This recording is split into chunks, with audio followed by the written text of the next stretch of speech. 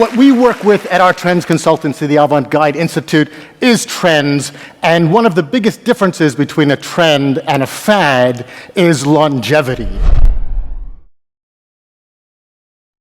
Trends are really important because they represent demand. They are what people are thinking and feeling. They're what your customers are thinking and feeling. They're what viewers are thinking and feeling.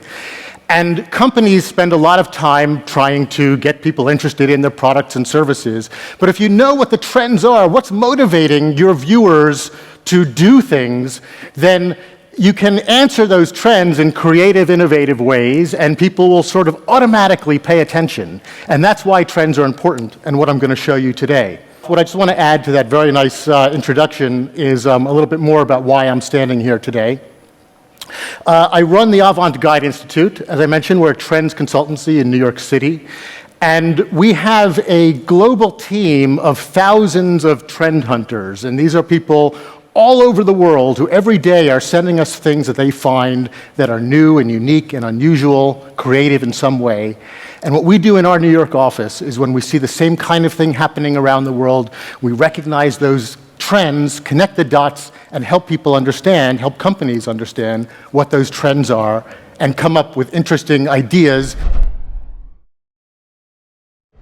The future is smart tattoos. All the information that a smartwatch might do, but it's printed on your wrist. I wanted to give you a heads up, what does that mean for your business? How do you get involved with that? Either by creating things that interact with wearables, or by promoting what you're doing with the language of wearables. You're on the street and you say, okay, where is the store that sells the jeans I want? That you can find with Google Maps right now. But when you're in the store, now you can say, yes, where in the store are those jeans I'm looking for? And it will tell you, go up the escalator and turn left.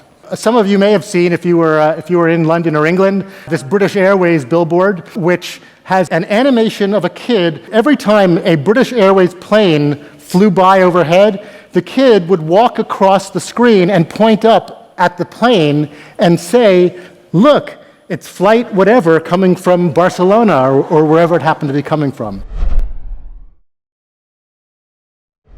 Volkswagen recently did a billboard that when people are driving by on the highway in a Volkswagen, it sends that person a message. Hi, Volkswagen driver. It knows that there's a Volkswagen driving by. The first person who makes a TV ad that can interact directly with the viewers without other devices in between is going to be a huge big hit. Just a couple of weeks ago, I was flying Virgin America in the United States, and on their seatback entertainment systems, they have the ability to buy a drink for somebody sitting in the next seat. You just tap on what you want, and you can have it delivered to your seat or delivered to somebody else's seat and automatically charged to you. One of the people who really understands marketing, I think we would all agree, is Richard Branson. He's a guy who really gets it, and he understands that one of the reasons something like this really resonates with us and made you laugh and made me laugh and made me use it and actually buy drinks was because it resonated with me and had this idea that, hey, it's a wonderful way to meet people on a plane. A lot of what millennials are doing on that second or third screen is that they're connecting with other people, Facebook or Twitter, and maybe they're watching television together even though they're not in the same room. Perhaps some of you have seen Nike ID. This is a website where you can make a pair of sneakers that are made just for you so that you'll have something that's unique that nobody else has. Millennials, even more so than anyone else, want things that are personal and made just for them. This is a pair of 3D printed glasses, 3D printed nail art, 3D printed desserts, 3D printed dresses. So we're going to be seeing a lot more 3D printing. From the trends perspective, this is definitely down the pike, and it's definitely in the minds of millennials.